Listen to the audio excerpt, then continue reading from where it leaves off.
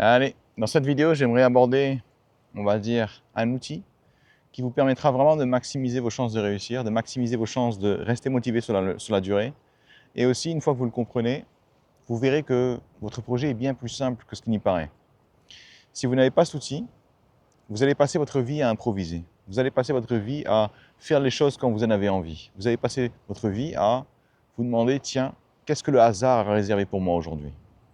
Autrement dit, dans cette vidéo, je vais opposer le fait d'improviser avec le fait d'avoir des systèmes en place. Des systèmes pour faire quoi? Des systèmes pour faire des vidéos. Des systèmes pour, on va dire, vous lever sur le bon pied. Des systèmes pour gérer la fatigue. Des systèmes pour gérer, on va dire, votre manque de motivation. En fait, pourquoi est-ce qu'on va utiliser des systèmes? Parce que quand on comprend le but même d'un système, c'est de pouvoir donner le résultat qu'on veut systématiquement et peu importe les conditions, on se rend compte que ce truc-là est beaucoup trop puissant pour passer à côté. À l'inverse, les gens qui vont, on va dire, avoir des projets ambitieux, mais qui n'ont pas de système en place, qui n'ont pas, on va dire, une certaine façon de faire les choses systématique, qui leur permet d'assurer les résultats, qu'est-ce qui va se passer? Ils vont commencer à improviser. Et quand vous improvisez, vous allez être, on va dire, un peu à la merci du hasard. Autrement dit, si vous vous levez un matin et que vous n'avez pas envie, votre projet n'avancera pas. Et si ça fait 5 fois d'affilée que vous n'avez pas envie, votre projet avancera encore moins. Et qu'est-ce qui se passe en fait quand vous allez commencer à, on va dire, continuer d'improviser, comme ça, continuer de faire les choses quand vous avez envie? Vous allez vous rendre compte que vous avez maintenant besoin d'avoir envie. Il n'est plus possible pour vous de travailler sans cette envie. C'est ça que je vais essayer de, on va dire, de court-circuiter chez les gens qui ont des objectifs ambitieux, parce qu'en fait, c'est ça qui vous empêche d'avancer. Avec les systèmes que j'ai en place aujourd'hui, qu'ils fassent dégueulasse, qu'ils fassent beau, qu'ils fassent chaud ou je ne sais quoi encore, je vais faire mes vidéos. Il n'y a pas de question que je me pose, il n'y a pas de est-ce que j'ai envie, c'est plutôt du imaginons que j'ai pas d'envie, comment est-ce que je fais pour me donner l'envie? Le but de cette vidéo, ce ne sera pas de vous transformer en espèce de robot. Pourquoi? Parce que je sais déjà, premier problème que je vais aborder, c'est que la plupart des gens qui continuent d'improviser au lieu de mettre un système en place, ils ont l'impression qu'avoir un système, avoir une espèce de process, de procédure, c'est comme une espèce de prison. Et que ce soit clair, je ne vais pas réussir à forcément vous enlever tout ça en une seule vidéo. Alors si jamais vous avez des questions supplémentaires, il y a des trucs qui vous bloquent ou que j'ai mal, on va dire, abordé, n'hésitez surtout pas à passer pendant mes lives les dimanches soirs, mercredis soirs et vendredis soirs de 21h à 22h pour me poser vos questions et je serai ravi justement de vous répondre et de vous présenter pendant mes systèmes pour régler, on va dire, peu importe le problème que vous avez. Allez, premier problème justement, les gens auront l'impression que avoir une procédure, avoir un système, avoir une recette et opérer de cette façon-là, c'est être un robot. C'est être dans une prison. Et en fait, c'est plutôt normal que les gens pensent ça. Pourquoi? Parce que ces gens qui pensent ça, qui pensent que c'est une prison, ils se focalisent en fait sur tout ce qu'ils ne peuvent plus faire. Par exemple, quand ils se disent, tiens, à 9h du matin, je suis supposé faire ça.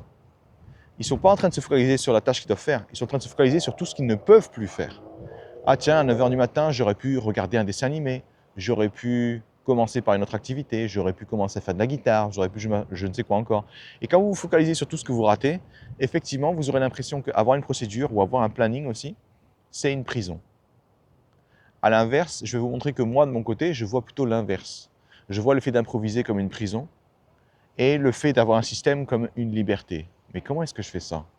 Comment est-ce que quelque chose peut à la fois être une prison pour certaines personnes et synonyme de liberté pour d'autres?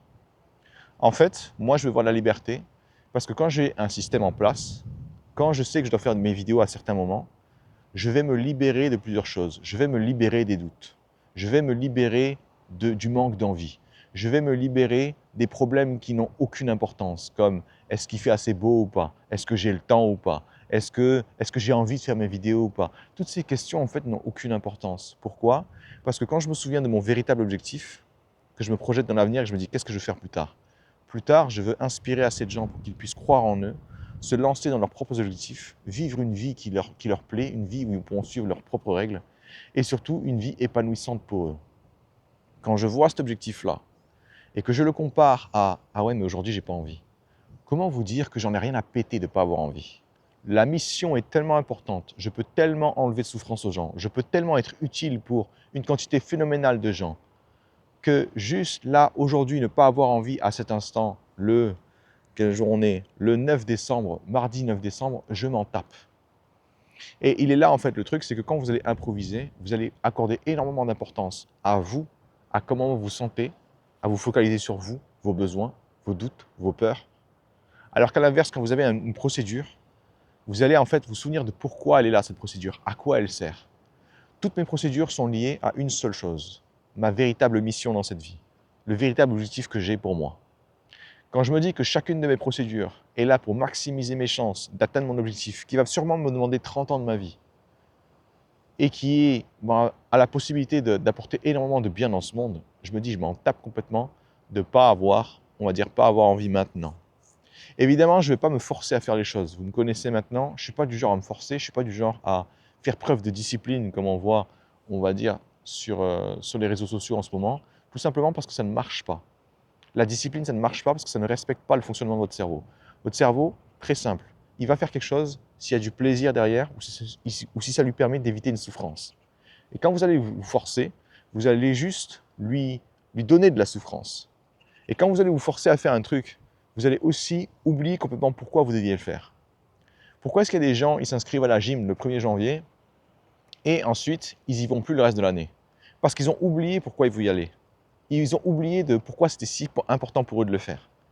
Par exemple, pour certains, j'avais un client qui me disait ça, il me disait, en fait, je m'étais inscrit et je voulais aller à la gym du matin, je voulais avoir un certain corps, je voulais avoir un certain contrôle de moi-même, un certain contrôle de mes pulsions, etc. Parce que je voulais inspirer mes enfants. Je voulais être un modèle pour eux.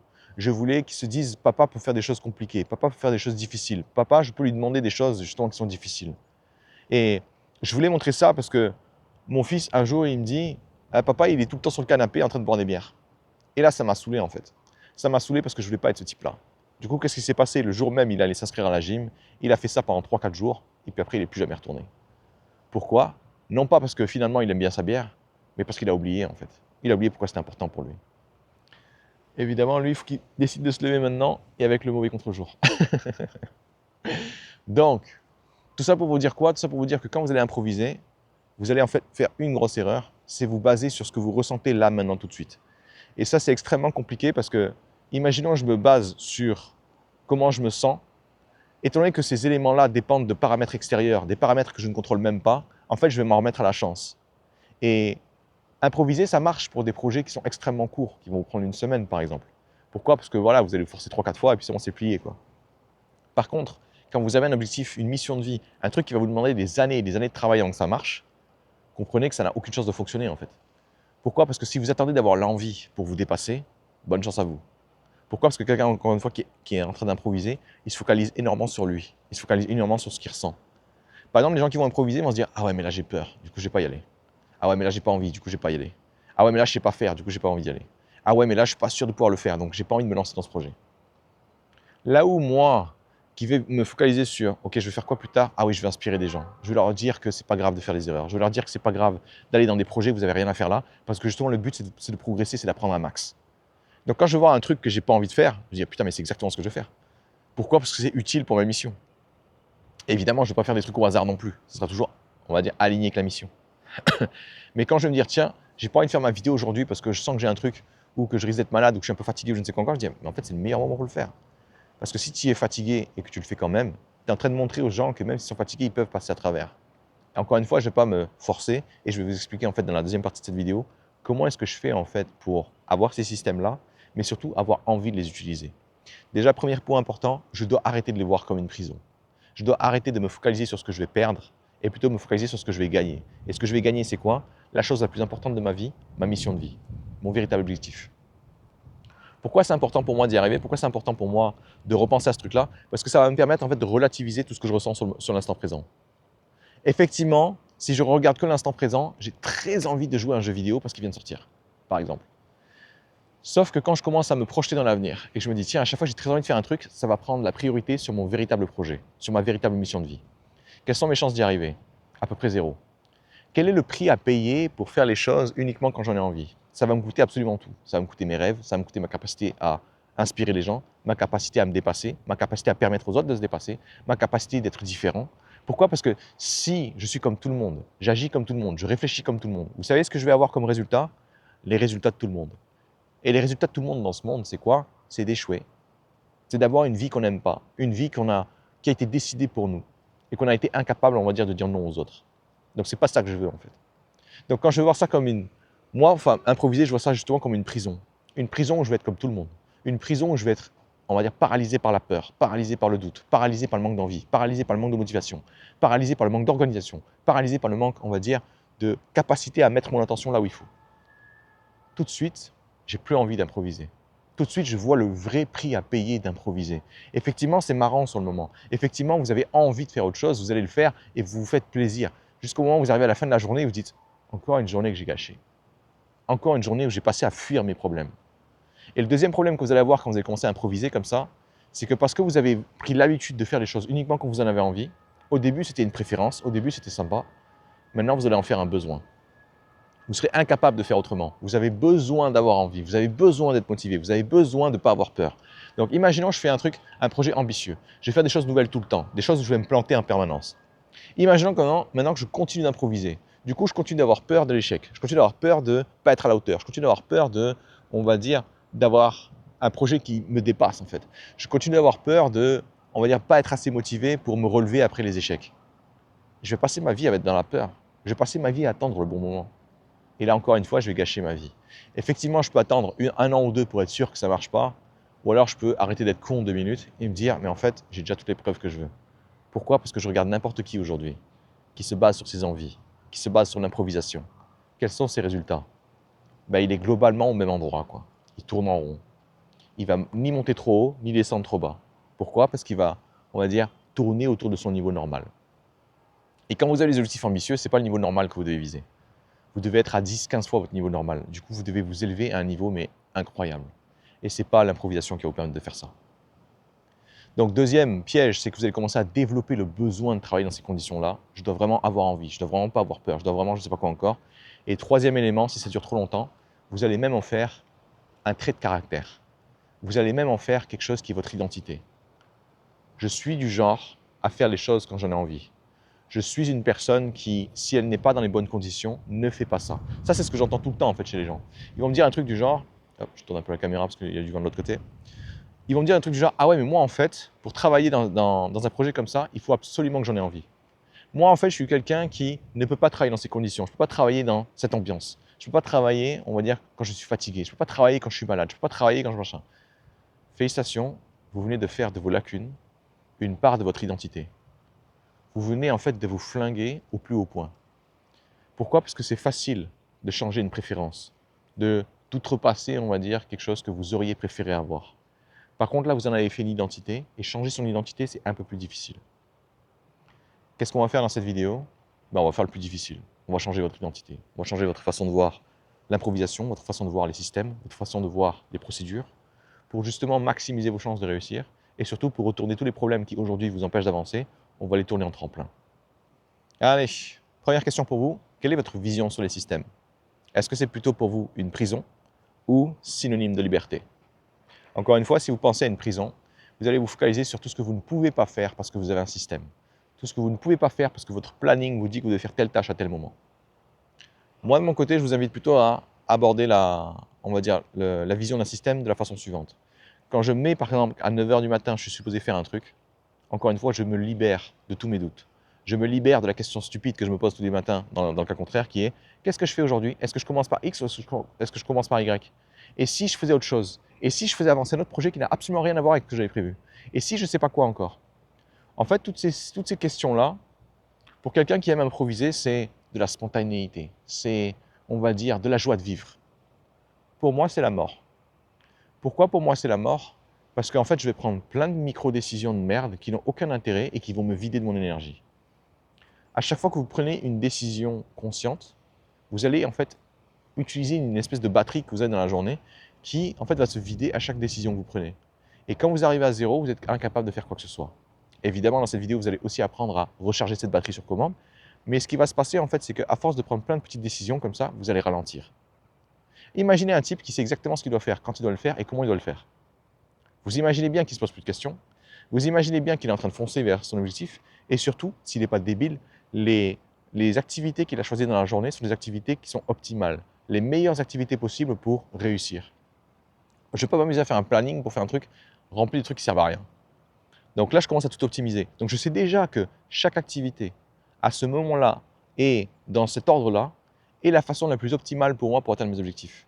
Donc j'ai plus besoin de me demander qu'est-ce que je devrais faire pour atteindre mes objectifs. Tout ça, c'est fini. Je vais m'épargner quoi aussi? Je vais m'épargner tous les trucs du genre, oui, mais j'ai envie de faire quoi en ce moment? Pourquoi? Parce qu'à chaque fois que vous tombez dans ce piège-là, j'ai envie de faire quoi? Vous allez commencer à négocier avec vous-même. vous allez commencer à perdre énormément de temps et d'énergie pour finalement faire un truc qui ressemble à rien.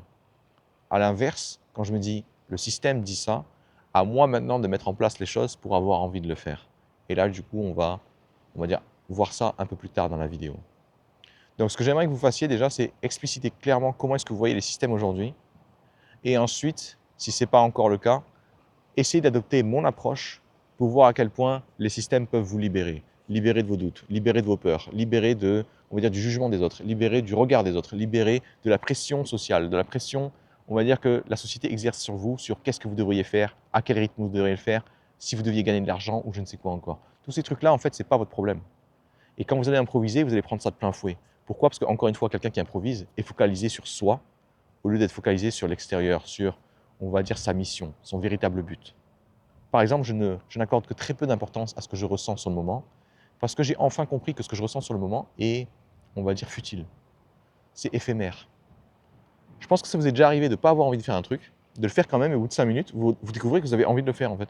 Vous découvrez que, en fait, non, c'est quelque chose que vous aimez.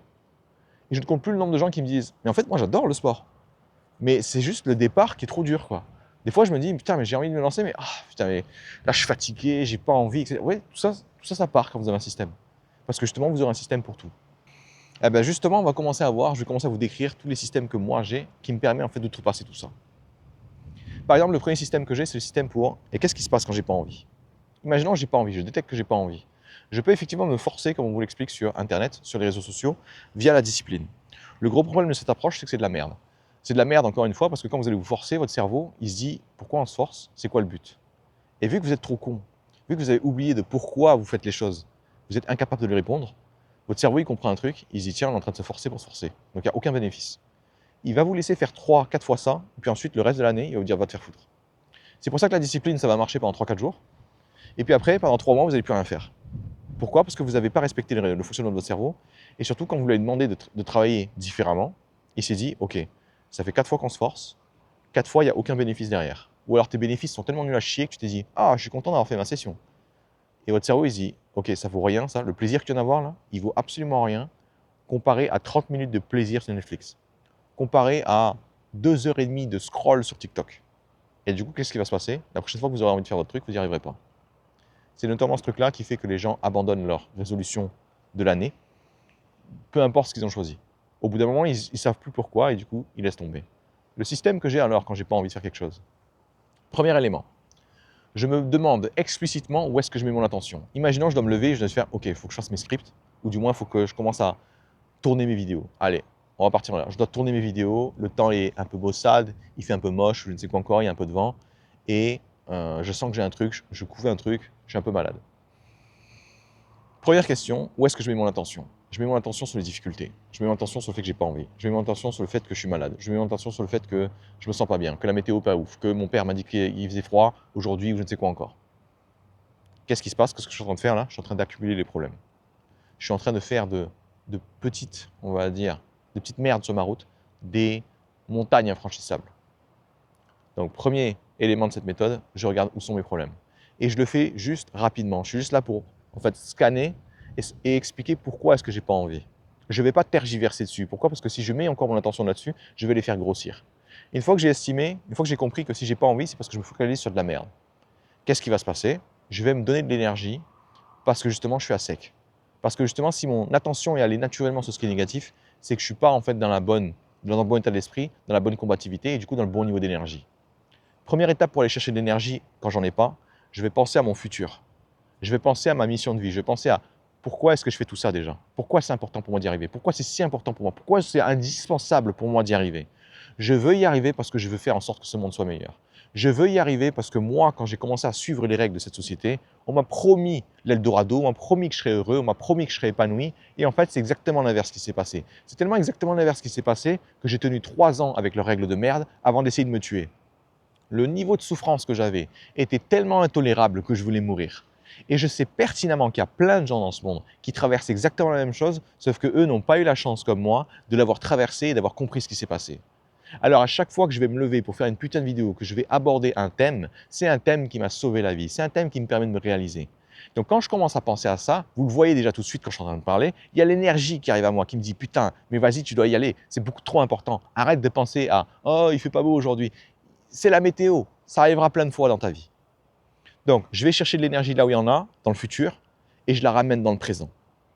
Vous pouvez penser à votre passé si dans votre passé il s'est passé quelque chose de, on va dire, très inspirant, mais en réalité c'est assez rare. Le futur par contre c'est beaucoup plus simple parce que le futur c'est vous qui allez l'écrire. Vous allez penser à qui vous voulez être dans le futur, quelles sont vos caractéristiques, quelles sont vos qualités, quelles sont vos capacités, qu'est-ce que vous êtes capable de faire dans le futur que vous n'êtes pas encore capable de faire aujourd'hui. Et ensuite le prix à payer pour avoir tout ça, c'est de s'y mettre. Quand je me dis ça, vous voyez bien que mon énergie n'est plus du tout la même. Première étape, je vais chercher de l'énergie là où il y en a. Ensuite, maintenant que j'ai cette énergie, je vais maintenant bousculer, on va dire, manipuler mon attention. Et je ne peux pas faire bouger mon attention si je n'ai pas d'énergie. Mon attention est bloquée sur un truc, il va me falloir de l'énergie pour ah putain, allez hop là, on se passe sur les bénéfices. Les bénéfices de faire cette vidéo, c'est quoi? Je vais pouvoir apprendre, je vais pouvoir, on va dire, partager mon expérience avec certaines personnes. Je vais pouvoir leur apporter des outils, je vais pouvoir leur, on va dire, apporter une vision du monde qui leur permettra au moins d'avoir une chance de se battre. Je vais pouvoir me dépasser. Parce que je me dépasse, parce que je ne suis pas dans les meilleures conditions possibles. Les gens vont se dire, mais attends, ce mec-là, il fait des vidéos qui sont nulles à chier et il ne s'arrête pas. Pourquoi est-ce que moi, je ne le fais pas alors que je sais mieux faire que lui? Alors que j'ai une meilleure capacité à, on va dire, choisir une meilleure scène. Ce mec-là, il est trop con, il ne sait pas que s'il se mettait un peu plus sur la droite, la lumière du soleil serait nettement plus agréable sur son visage et serait nettement mieux pour la vidéo, blablabla. Bla, bla, bla. En fait, pourquoi mes vidéos sont nulles à chier et j'adore ça? Parce que du coup, il y a forcément quelqu'un qui sait mieux faire que moi, qui va me regarder moi en train de me lancer alors que je ne sais pas faire et qui va se dire mais pourquoi est-ce que moi j'y vais pas alors que je suis meilleur, alors que je sais mieux faire que lui. Pas forcément sur tout ce qu'il fait, mais ne serait-ce que sur la caméra, je sais mieux faire que lui. Pourquoi est-ce que je me bride encore? Pourquoi est-ce que j'attends le bon moment? Vous attendez le bon moment parce que vous improvisez. Une fois que j'ai donné, je suis allé prendre de l'énergie, je l'ai ramené, je mets mon attention sur tout ce que je vais y gagner plutôt que tout ce que j'ai à perdre. Je vais faire aussi un troisième élément, c'est que je vais mettre une dose de souffrance insoutenable. Pourquoi est-ce que je vais faire ça? Parce qu'en fait, pour changer, pour avoir cette impulsion, ce moment, on va dire cet élan nécessaire pour faire autre chose, vous avez besoin de 2 ingrédients et les gens oublient tout le temps le deuxième. L'avenir radieux, tout le monde l'a. Je vais le faire parce que je vais aller à la gym, parce que je vais avoir un corps où je suis fier de moi, je vais être svelte, je vais avoir un certain physique. Et c'est un physique, je ne cherche pas forcément à être musclé ou je ne sais quoi encore, mais je veux juste un certain physique. Voilà, vous voyez ça? Tout le monde l'a, ça, l'avenir radieux. Par contre, ce qui vous manque, c'est la souffrance insoutenable. Qu'est-ce qui se passe en fait avec le client dont je vous parlais? Je lui disais, c'est quoi, à chaque fois que tu n'auras pas envie de, on va dire, aller à la gym, je veux que tu te racontes cette même histoire. De ton fils qui dit que papa, en fait, il est sur le canapé tout le temps, il boit des bières. Je veux vraiment que tu te dises ça en boucle. Et qu'est-ce qui s'est passé? À chaque fois qu'il se disait ça, ça le saoulait tellement, il s'est dit c'est mort. Je m'en fous de ne pas avoir le temps. Je m'en fous si c'est loin. Je m'en fous s'il ferme dans pas longtemps. Je vais aller là-bas, je vais me tuer et je reviens. Me tuer dans le sens faire beaucoup d'exercices. Et je reviens.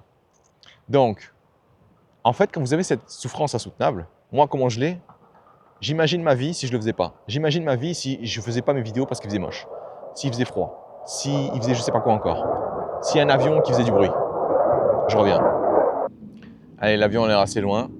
Donc, on revient encore une fois sur la souffrance insoutenable. Il vous faut absolument ce truc-là, parce qu'en fait, le deuxième ingrédient, la souffrance, c'est ce qui va vous pousser à sortir de votre zone de confort. C'est ce qui va vous pousser à sortir du statu quo. En fait, vous connaissez des gens comme ça. Des gens qui se plaignent toute la journée de leur boulot c'est de la merde, leur collègue c'est de la merde, leur patron c'est de la merde, leur vie c'est de la merde, leur appartement c'est de la merde.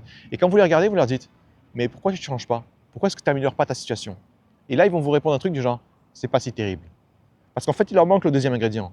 Ils ont évidemment ce désir d'avoir plus, ils ont ce désir d'améliorer leur situation, mais ils n'ont pas encore la souffrance insoutenable parce qu'ils ont appris à faire avec. Et moi, au lieu d'apprendre à faire avec, je me rappelle plutôt du prix exorbitant à payer de ne pas faire ce que j'ai à faire, de ne pas atteindre ma mission de vie.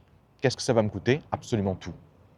Absolument tout ce qui est important pour moi va passer à la trappe si je ne me rappelle pas en fait de cette souffrance insoutenable. Donc, allez chercher votre énergie, bougez votre attention sur les bénéfices pour vous donner l'envie de faire. Là, maintenant, vous avez envie d'y aller, mais il manque encore l'impulsion. Donnez-vous l'impulsion en vous rappelant le prix à payer de ne pas le faire. La douleur vous permet de vous bouger. Le plaisir vous permet de donner une direction. Si vous oubliez un de ces ingrédients, ça ne marchera pas. Si vous avez la douleur insoutenable, vous avez envie de bouger, vous avez envie de changer, mais vous ne savez pas dans quelle direction. Qu'est-ce qui se passe alors? Vous allez automatiquement revenir là où vous étiez. Pourquoi? Parce que vous ne savez pas où vous allez. Si vous avez que le plaisir, que l'avenir radieux, mais que vous n'avez pas l'impulsion, vous n'allez jamais bouger. Donc ça, c'est mon système à moi quand j'ai pas envie de faire les choses. Au lieu de juste improviser, au lieu de juste me demander qu'est-ce que j'ai envie de faire, c'est plutôt, ok, où est mon attention sur les problèmes? Ok, va chercher l'énergie, c'est bon. Bouge ton attention, ok. Mets-toi le prix insoutenable, le prix, on va dire, exorbitant, la souffrance insoutenable. Ok, c'est bon, j'ai tout, allez hop, j'y vais. Systématiquement, en utilisant cette méthode, je peux faire tout ce que j'ai envie de faire. Je peux faire tout ce que j'ai programmé de faire dans mon planning. Le planning, c'est pareil. Le planning, c'est pareil que les procédures. Vous pouvez soit le voir comme une prison. Ah là là, il n'y a aucune spontanéité, il n'y a aucune joie de vivre. C'est vraiment, je suis une machine et je fais les trucs un par un, quoi. Ou alors, vous pouvez le voir comme une putain de liberté. J'ai plus besoin de me demander ce que je dois faire tous les jours. J'ai plus besoin de me demander ce que je vais manger. J'ai plus besoin de me demander dans quel sens je vais m'organiser. J'ai plus besoin de me demander, on va dire, dans quel ordre je vais faire les choses. Je vais économiser toute cette énergie et l'envoyer vers la seule chose qui compte réellement, mon véritable objectif. Je vais mettre par là, histoire que vous ne soyez pas complètement aveuglés. Deuxième système que j'ai, et qui lui ressemble extrêmement bien, je suis fatigué. Quand vous êtes fatigué, c'est le même délire. Vous allez vous dire quelque chose comme « j'ai fait quand même beaucoup d'efforts, j'ai travaillé énormément, il commence à se faire tard ».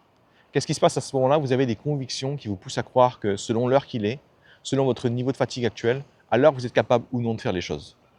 Moi, qu'est-ce que je me dis plutôt? Quelles sont mes convictions que j'ai? Je me dis, tiens, quand je suis fatigué, c'est le meilleur moment pour moi de travailler. C'est le meilleur moment pour moi d'y aller. C'est le meilleur moment pour moi, on va dire, de me pousser au max. Pourquoi?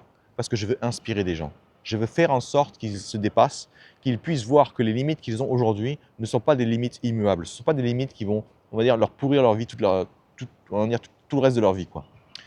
Et pour montrer ça, qu'est-ce qu'il faut que je fasse? Il faut que je sois dans des difficultés. Parce que si je ne suis pas en difficulté, je ne peux pas avancer, en fait. Je ne peux pas inspirer les gens. Qui est capable de le plus vous inspirer? Quelqu'un qui n'a jamais eu de problème et qui, parce qu'il a eu de l'argent depuis le début de sa vie, a une armée de gens qui vont faire le travail à sa place? Ou alors quelqu'un qui n'aurait jamais dû réussir, n'aurait jamais dû avancer, n'aurait jamais dû avoir ce qu'il a et qui a quand même réussi? Pour la fatigue, comme je vous le disais, ça va ressembler énormément à quand j'ai pas envie. Pourquoi? Parce que quand vous n'avez pas envie, vous ressentez aussi cette fatigue, c'est une fatigue mentale. Et quand vous êtes fatigué, quand vous êtes épuisé ou je ne sais quoi encore, parce qu'en fait vous avez encore une fois une conviction qui vous dit que vous ne pouvez plus rien faire. Première étape, du coup, vous allez devoir détruire cette conviction. Au lieu de croire que quand vous êtes fatigué, il faut vous reposer, ça va se transformer en quand je suis fatigué, c'est le moment ou jamais de me lancer, parce que justement, c'est là que je vais pouvoir repousser mes limites, c'est là que je vais pouvoir redéfinir mon identité, c'est là que je vais pouvoir redéfinir ce que je suis capable de faire, même dans les pires circonstances. C'est pour ça qu'on parle très souvent de sortir de sa zone de confort. Sortir de sa zone de confort, c'est quoi? C'est faire des choses que vous n'êtes pas capable de faire normalement. Et comment on fait pour faire des choses qu'on n'est pas capable de faire normalement? Quand on n'a pas envie de les faire, quand on se dit que c'est difficile, on les fait quand même. Et quand on décide de faire ça, qu'est-ce qui se passe? Automatiquement, on vient redéfinir son identité. Pourquoi? Parce que votre cerveau, en fait, il se dit, ok, je nous connais, ici on aurait abandonné. Et si vous êtes en train de travailler, ce qui va se passer en fait pour votre cerveau, c'est qu'il va dire, attends, ça c'est pas normal ça. D'habitude, on laisse tomber. D'habitude, on se dit que c'est pas le bon moment. D'habitude, on se dit, on va voir demain. Et là, tu es en train de travailler. Là, tu es en train de faire un truc qui sort du schéma habituel. Et votre cerveau, encore une fois, c'est une machine qui a été programmée pour votre survie et pas pour votre épanouissement. Alors lui, ce qu'il veut, en fait, c'est être capable d'anticiper tout ce qui va se passer, de prévoir l'avenir. Donc quand il va vous voir échouer ou du moins abandonner 4 fois d'affilée parce que vous êtes fatigué, il va se dire ok, j'ai compris, quand on est fatigué, on ne peut rien faire. Et là, quand vous changez de comportement, votre cerveau, qu'il le veuille ou non, il va commencer à mettre à jour ces informations. Pourquoi? Parce que tout ce qui est différent pour lui est possiblement une menace à sa survie. Et donc, qu'est-ce qui va se passer à ce moment-là? Il va redéfinir ce que vous êtes capable de faire. Il va dire tiens, quand tu es fatigué ou quand tu n'as pas envie, tu vas en fait être capable quand même de travailler. Je vais le remettre là, parce que sinon le vent va rentrer dans le micro. J'ai peur. Autre système, j'ai peur. Quel est le système des gens qui ont peur? Ceux qui improvisent. Je me focalise sur ma peur, je la fais grossir, j'imagine un scénario catastrophe, et ça y est, je fais plus rien. Voilà, c'est ça, improviser. Ou je vais faire autre chose, ou je vais se faire semblant de faire un truc qui est utile, mais qui sert strictement à rien, mais qui n'est pas du tout, on va dire, le truc que je dois faire pour avancer ma carrière, ou avancer, on va dire, dans ma vie tout court. C'est quoi mon système pour vaincre la peur? Quand je détecte la peur, même délire, je vais aller chercher de l'énergie là où j'en ai, dans mon futur. Qu'est-ce que ferait la future version de moi face à la peur? Il la défoncerait, il lui rentrait dedans, genre sans aucune hésitation. Il se dirait, tiens, j'ai peur d'échouer, je vais aller échouer. J'ai peur de ne pas être à la hauteur, je vais quand même y aller. J'ai peur d'être rejeté par les autres, c'est exactement ce qui s'est passé pendant tout le reste de ma vie. Donc c'est pas aujourd'hui que, on va dire, je vais commencer à plier les genoux devant ce truc-là, quoi. J'ai peur de, on va dire, me ridiculiser. C'est pas la première fois. Je fais littéralement des vidéos tous les jours ou des lives tous les jours où j'arrête pas de dire aux gens « Hey, j'ai pas réussi à faire ce que je voulais faire ». Donc, franchement, toutes ces peurs-là, qu'est-ce qui va se passer? Je vais commencer à lui donner du sens. Je vais commencer à lui donner du sens parce que quand je vais me souvenir de la future version que je vais être, je vais me dire comment est-ce que cette peur-là, comment est-ce que je peux l'utiliser pour aller vers la personne que je vais être dans le futur? Comment est-ce que je peux utiliser cette peur-là pour me dire comment je fais pour ressembler le plus à cette future version de moi? Quelles sont les peurs de la future version de moi? Il n'en a pratiquement aucune. Il y en a sûrement quelques-unes, hein, mais pour l'instant, je ne les connais pas. Donc, dans ma tête, c'est soit il n'y en a aucune, soit il n'y en a pratiquement aucune. Qu'est-ce qu'il ferait face à la peur? Il la surmonterait. Et vous allez vous rendre compte d'un truc très étrange avec la peur, c'est que ça a l'air immense comme ça a l'air extrêmement difficile à passer à travers. Et en fait, non, c'est que du vent. La peur, c'est que de la gonflette. C'est-à-dire qu'à la seconde où vous allez vous confronter à la peur, elle se dégonfle automatiquement. Ça a l'air d'être un monstre comme ça, à 9 têtes, impossible à tuer. Et puis dès que vous allez dessus, vous vous rendez compte que le truc est minuscule et que c'était juste une projection, quoi. Donc, quel est mon système pour la peur? Je vais chercher de l'énergie. Je me souviens, je donne du sens à ma peur. Je donne du sens à qu'est-ce que je vais faire là, maintenant, tout de suite, pour me donner l'envie. Ensuite, je vais aussi faire le problème du coup insupportable, la souffrance insoutenable. Qu'est-ce qui se passerait dans ma vie si je laissais la peur, on va dire, me diriger? Ben, je ferais comme tout le monde, en fait. Je resterais exactement là où je suis. Je ne ferais pas de vagues. Je ne ferais rien de nouveau. Je ne ferais rien qui me dépasse. Je ne ferais rien où je pourrais me tromper. Autrement dit, rien du tout. Je serais là, condamné à répéter la même vie. Si vous appuyez sur avance rapide de ma vie 5 ans plus tard, je serai exactement au même point. Et ça me terrifie. Ce truc-là, clairement, me terrifie. Peu importe la peur que j'ai, la peur d'échouer, la peur de ne pas plaire, la peur que les gens me jugent mal, comparé à la peur de faire un fast-forward de ma vie, d'aller voir 5 ans plus tard et de me retrouver exactement au même endroit, avec les mêmes problèmes, avec les mêmes peurs, avec le même manque de moyens, avec le même manque d'audace, ce truc-là, ça me tue. Ma souffrance insoutenable, elle est là. Tout ce que je suis en train de vous décrire ici, c'est ces petites méthodes que j'ai pour surmonter la peur, etc. Ce sont mes systèmes. C'est-à-dire que quand je vais détecter la peur, je ne vais pas me demander ce que je vais faire. Je ne vais pas me demander si, tiens, la peur me pousse à me focaliser sur un scénario de catastrophe. Je me demande si je vais faire ça. Non. J'appelle directement le futur moi pour qu'il botte le cul de ma peur, et puis je trace, quoi. Et quand vous allez en fait faire ça des dizaines de fois, des centaines de fois, ce qui va se passer en fait au fur et à mesure, c'est que vous allez commencer à vous créer des convictions aidantes. Au lieu que ce soit des convictions limitantes comme quand je suis fatigué, il faut que j'aille me reposer. Quand j'ai peur de quelque chose, il ne faut pas que j'y aille. Ça, ce sont des convictions qui vont me limiter, qui vont limiter mon potentiel, qui vont limiter mon plan d'action. À l'inverse, les convictions aidantes, c'est quand j'ai peur, c'est exactement là où je dois aller. Quand j'ai peur d'échouer, c'est exactement ce que je dois faire. Quand j'ai peur de me lancer, c'est exactement ce que je dois, on va dire, surmonter. Quand les gens vont essayer de, on va dire, me rabaisser, je dois comprendre que ces gens-là n'ont aucune importance dans ma vie et les rayer de ma liste, les rayer complètement de ma vie. Même si ce sont des proches, surtout si ce sont des proches. Parce que les proches, en fait, vont s'autoriser à dire des trucs qu'ils ne s'autoriseraient pas à dire aux autres. Pourquoi? Parce qu'ils savent au fond d'eux que vous n'allez jamais les virer. Jusqu'au moment où vous le faites.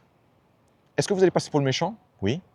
Mais votre vie sera tellement plus légère. Votre vie sera tellement plus, on va dire, bénéfique pour vous. Et si les gens ont effectivement envie de revenir, ils reviendront sous vos conditions. Parce que ça reste votre vie. Et du coup, ça reste vos conditions. Quand vous allez faire ça encore une fois des centaines de fois, vous allez avoir la conviction que le manque d'envie, ce n'est plus assez pour vous arrêter. Le manque de motivation, c'est plus assez pour vous arrêter. La peur, c'est plus assez pour vous arrêter. Le fait d'être fatigué, c'est plus assez pour vous arrêter. Et nous, c'est ce qu'on veut faire. Et comment est-ce qu'on va faire ça? Il vous faut un système. Parce qu'un système, encore une fois, a la capacité de vous permettre d'avoir le résultat que vous voulez systématiquement. C'est pour ça que dans le monde de l'entreprise, je vais prendre le summum même du système McDonald's. Pourquoi à chaque fois que vous allez dans un McDo différent, c'est tout le temps les mêmes sandwichs et ils sont tout le temps le même goût, etc. Parce que tout a été systématisé. Il n'y a plus de place au hasard. On peut voir ça comme un ennui extrême ou alors on peut voir ça comme une efficacité extrême. Peu importe qui c'est, peu importe le propriétaire, peu importe le manager, peu importe les employés, le sandwich a toujours le même goût.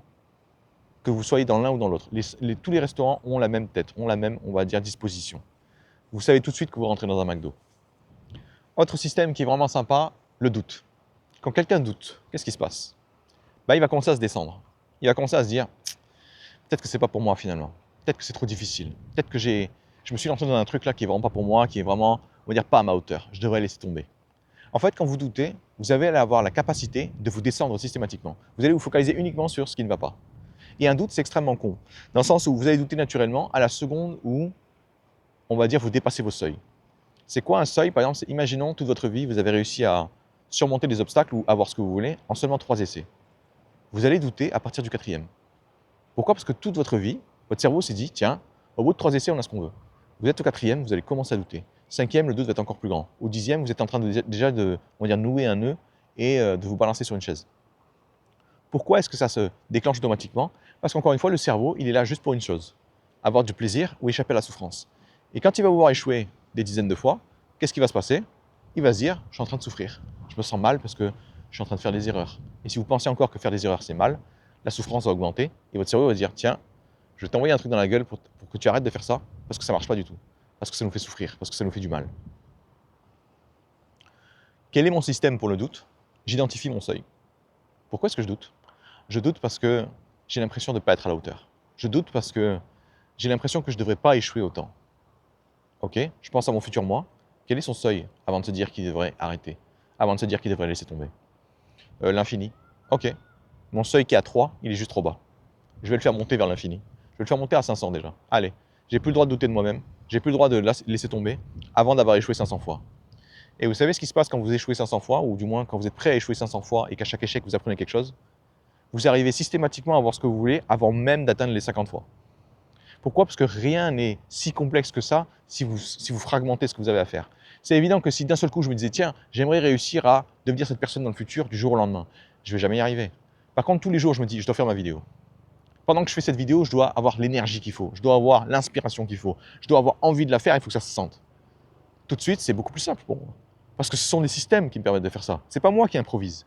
Je sais exactement ce qu'il faut que je fasse, dans quel sens penser, à quel moment le penser, à quelle intensité le penser, pour ensuite vous apporter tout ça. Donc, quand j'ai mes doutes, premier truc, quels sont mes seuils? Ah, mes seuils sont trop bas, je les relève. Maintenant que je les ai relevés et que je dis, je suis prêt à y aller. Parce que j'ai pensé à mon futur moi, il va venir, on va dire, dans le présent, et il va venir me guider. Qu'est-ce que tu ferais à ce moment-là? Comment est-ce que tu réfléchirais? Qu'est-ce que tu as essayé? Qu'est-ce que tu peux essayer différemment? Et vous allez voir un truc très con, hein. Tous les gens qui sont en proie au doute, qu'est-ce qu'ils vont faire quand ils improvisent? Ils vont faire exactement la même chose qu'ils ont fait précédemment. Vous savez le truc qui ne marchait pas du tout? Ils vont faire ça en boucle et ils vont vous dire, j'ai tout essayé, ça n'a pas marché. Tu n'as pas tout essayé.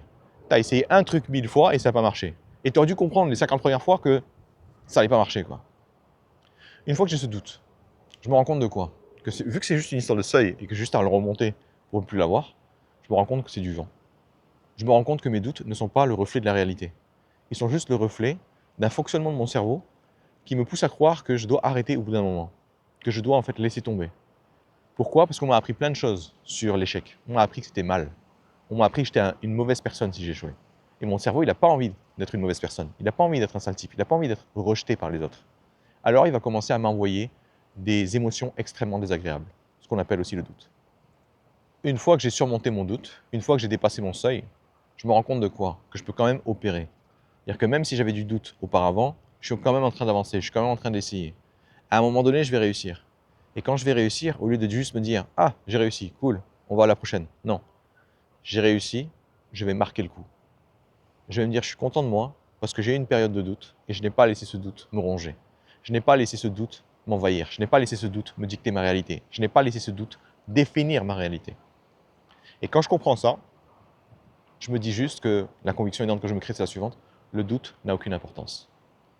Chaque fois que je vais surmonter un obstacle, chaque fois que je vais utiliser un système qui me donnera les résultats que je vais en profiter pour créer une conviction aidante. Cette conviction aidante a la particularité de définir immédiatement comment je vais me sentir. Par exemple, si j'ai la conviction aidante que faire des erreurs, c'est trop bien parce que ça nous permet d'apprendre. Comment est-ce que je vais me sentir à la seconde où je fais une erreur? Tout de suite, je serai émerveillé, tout de suite, je serai content. Tout de suite, je me dirai, je suis content de moi, j'ai essayé. Je suis content de moi, je me suis lancé. Je suis content de moi, je vais apprendre. Je suis content de moi, je vais devenir meilleur. Cette conviction, c'est ce même outil qu'on utilise pour justement vous démolir. Pendant des années, on vous a matraqué que faire des erreurs, c'était mal. Faire des erreurs, c'était être un sale type. Faire des erreurs, c'était je ne sais pas quoi encore. Du coup, immédiatement, quand vous faites une erreur, vous n'avez même pas le choix, vous vous sentez mal. C'est ça, en fait, le pouvoir d'une conviction. Et quand elle est négative, on appelle ça une conviction limitante. Et quand elle est positive, une conviction aidante. Vous, ce que vous voulez, c'est vous barder de convictions aidantes. Parce que ces convictions, en fait, sont celles qui vont vous permettre d'interpréter le monde immédiatement, sans effort. Toutes les convictions aidantes que j'ai, tous les problèmes que j'ai dans la vie sont les problèmes dont j'ai besoin pour passer au niveau supérieur. Du coup, je suis en train de vivre ma vie tranquillement. Il y a un problème qui me tombe sur la gueule. Est-ce que je me dis, ah putain, un problème, fait chier? Ou est-ce que je me dis plutôt, ouh, un problème, un tremplin, je dois juste me sauter dessus? Parce que j'ai la conviction qu'un problème, est exactement ce dont j'ai besoin pour réussir, je vais sauter dessus sans aucune hésitation. C'est ça en fait le pouvoir des convictions. Et quand vous allez maîtriser ce pouvoir-là, quand vous allez utiliser ce levier de performance-là, vous allez vous rendre compte que tout est plus simple parce que vous ne pensez plus de manière négative. Vous ne pensez plus à «Ah oui, mais là je doute». On s'en fout. Genre à chaque fois que je doute, je me dis «Tiens, mon soleil était bas là-dessus. Allez, je le remonte». Même pas besoin d'appeler l'énergie, enfin de l'énergie dans le futur, même pas besoin de me faire chier à me rappeler de mon intention, je ne sais quoi encore. C'est ma conviction en fait fait tout le travail. Donc c'est ça en fait que je veux créer aussi à travers cette vidéo. Dernier système que j'aimerais vous présenter dans cette vidéo, évidemment il y a plein d'autres systèmes, il y a vraiment plein d'autres problèmes, les gens qui me critiquent. Quand quelqu'un me critique, quand quelqu'un me rabaisse, le système que j'avais avant, ou plutôt l'improvisation que j'avais avant, c'était de me dire, est-ce qu'il a raison? Et étant donné que je fais des trucs qui sont nouveaux, qui sont ambitieux, et que je me plante tout le temps, quand un trou du cul va venir me voir et qui me dit que je suis nul à chier, à votre avis, si je me demande s'il a raison, qu'est-ce qui va se passer? Dire oui, il a raison. Il a raison parce que tous les gens que j'ai vus sur YouTube réussissent beaucoup plus vite que moi. Ils ont nettement plus de résultats que moi. Ils font nettement plus d'argent que moi. Ils sont nettement plus beaux que moi ou j'en sais rien. Qu'est-ce qui se passe automatiquement? Je vais écouter la personne au lieu de m'écouter moi-même et me dire mais est-ce que j'en ai quelque chose à foutre de ce qu'il me dit? Quand je vais improviser, ce sont toutes les merdes qu'on m'a mis dans la tête qui vont interagir, qui vont commencer à prendre le dessus. Qu'est-ce qu'on m'a appris quand j'étais petit? Il faut que tu respectes tout le monde. Quand quelqu'un parle, il faut que tu l'écoutes. Cette règle-là, elle est tellement merdique que si vous voulez savoir pourquoi votre vie est nulle à chier, vous pouvez mettre à 80% du temps ce truc de merde. Pourquoi? Parce que cette règle avait du sens quand les gens qui étaient autour de vous, c'était des gens que vous connaissiez, des gens qui étaient face à vous, et qui du coup savaient que si vous étiez trop désagréable, ils allaient prendre une droite. Du coup, tout le monde, on va dire, avait une espèce de gentillesse, de bienveillance. Vous voyez, parce qu'on n'a pas envie de mourir en fait. Mais qu'est-ce qui se passe avec Internet, avec les réseaux sociaux? Il y a des gens à l'autre bout de la planète, ils n'aiment pas votre gueule, ils vont vous le dire. Pourquoi? Parce qu'il y a un petit encart avec marqué écrivez votre message. Mais il n'y a pas marqué écrivez votre message utile. Il y a marqué juste écrivez ce qui vous passe par la tête. Donc, qu'est-ce qui va se passer quand je vous mets dans un monde où on peut parler à n'importe qui dans le monde, que des gens qui ont une culture différente, des gens qui ont une vision différente de la vie, de ce que vous devriez faire de votre vie, tombent sur vous, c'est sûr et certain ils vont vous dégommer. C'est sûr et certain ils vont vous critiquer. Et parce qu'on vous a appris, on vous a créé la conviction limitante que vous devez, que vous devez absolument écouter n'importe qui, vous allez littéralement faire ça. Vous allez écouter des mecs sur Internet que vous ne connaissez pas, des inconnus, des mecs qui ne font rien eux-mêmes. Quand ils vont vous juger, vous allez prendre leur opinion. Quel est mon système pour gérer ces critiques? La première question que je me pose, c'est comment je me sens? Si je me sens mal, si je me sens attaqué, si je me sens agressé, si je me sens pas bien, si je me sens pas en phase avec ma mission, out, au revoir, j'en ai rien à foutre. Si la personne ne me sert à rien, au revoir. Si la personne, on va dire, dit des choses qui pourraient toucher certaines personnes qui verraient ma vidéo, je vais lui répondre, non pas pour merci pour ton commentaire, mais je vais la laminer. Je vais la laminer tellement fort que c'est arrivé plusieurs fois sur ma chaîne YouTube. Il y a un type qui commence à cracher son venin, je commence à lui répondre pour lui montrer à quel point il est trop con. Qu'est-ce qui se passe? Il supprime son message. C'est comme si on n'avait jamais parlé, c'est comme si ça n'avait jamais existé. Pourquoi est-ce que je fais ça systématiquement pour ces personnes-là? Parce que je me dis la chose suivante, je vais inspirer les gens. Et quand je vais inspirer les gens pour qu'ils se dépassent, des gens, ça ne va pas leur plaire. Parce que des gens ont une vision radicalement différente de la vie. Pour d'autres personnes, on n'est pas là pour s'épanouir. On n'est pas là pour être heureux. On n'est pas là pour je ne sais pas quoi encore. On est là pour souffrir, par exemple. Il y en a beaucoup des gens comme ça. Il y a des gens qui pensent, par exemple, que quand ils sont en train de souffrir, ils sont malins. Je pense que vous avez tous rencontré cela. Des gens qui vont vous dire quelque chose comme « Franchement, j'aurais tellement aimé être stupide, je pourrais être heureux. » Ce que vous devez comprendre, c'est que le mec est tellement intelligent qu'il ne peut pas être heureux. Mais si tu étais aussi intelligent que ça, tu trouverais le moyen d'être heureux quand même. Du coup, ces gens-là, qu'est-ce qu'ils sont créés comme conviction? Que s'ils sont malheureux, c'est parce qu'ils sont intelligents. Et s'ils étaient heureux, ils seraient bêtes. Donc forcément, ils ne seront jamais intelligents. Enfin, plutôt, ils ne seront jamais bêtes, ils ne seront jamais intelligents non plus. Et quand ces gens-là vont arriver sur, on va dire, mes commentaires, parce que je m'adresse à des gens qui sont très souvent en proie au doute, ils vont être vulnérables à n'importe quoi. C'est pour ça que je ne vais pas les laisser passer. Dès que vous comprenez ça, vous savez exactement ce que vous devez faire, vous avez un système en place et vous savez exactement comment vous devez réagir. Donc quand les gens vont me critiquer, qu'est-ce qui se passe? Est-ce que ça m'aide? Est-ce que je me sens bien? Non, ça dégage. Je m'en fous de savoir ce qu'il a dit. Je m'en fous de savoir s'il a raison. Je m'en fous de savoir si ses arguments tiennent la route. Ces arguments ne me servent à rien à moi. Pourquoi? Parce qu'il y a un truc que vous devez comprendre très très vite. Très souvent, votre corps va comprendre des choses que vous n'avez même pas eu le temps de, on va dire, de comprendre vous-même, consciemment. Vous allez vous sentir mal tout de suite. En fait, votre cerveau a détecté quelque chose, mais il ne sait pas encore ce que c'est. À ce moment-là, écoutez votre corps. Si le fait d'être avec quelqu'un d'écouter quelqu'un ne vous apporte pas de plaisir, ne vous fait pas avancer dans vos objectifs, cassez-vous. Je m'en fous qu'il ait raison. Pourquoi est-ce que vous allez accorder de l'importance à des gens qui ont raison? Parce que c'est ce qu'on vous a appris à l'école. On vous a appris que c'était important d'avoir raison. C'est important de ne pas dire des bêtises. Sauf qu'on est dans une problématique aujourd'hui qui est humaine, ce qui fait qu'une personne qui, on va dire pour elle, la vie c'est fait pour en profiter, c'est fait pour être heureux, c'est fait pour s'épanouir, elle va forcément pas avoir la même approche que quelqu'un qui se dit le but de la vie c'est de souffrir. Donc qui a raison dans ce cas-là? Ben, ça dépend pour qui. Le gars qui dit qu'il faut souffrir, il a raison pour lui. Le gars qui dit qu'il faut s'épanouir, il a raison pour lui. Donc deux personnes ont raison, c'est juste qu'ils ont deux, on va dire, objectifs différents. Et c'est OK. Donc le système que j'ai aussi là, à ce moment-là, qu'est-ce qui se passe par rapport à quelqu'un qui improvise? C'est impossible pour moi de passer une sale journée. C'est impossible pour moi de laisser quelqu'un de minable on va dire, me détourner de ma voie, me détourner de ma véritable mission. Et pendant que je vais lui parler, je ne vais même pas essayer de le convaincre. Je m'en fous en fait. Je vais juste le démolir.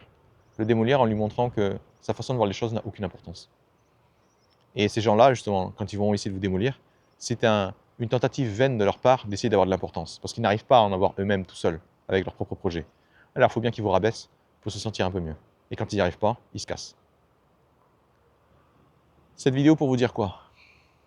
Pour vous donner une chance de voir les systèmes, les procédures, les plannings, comme quelque chose qui peut vous aider, plutôt qu'un frein à votre progression.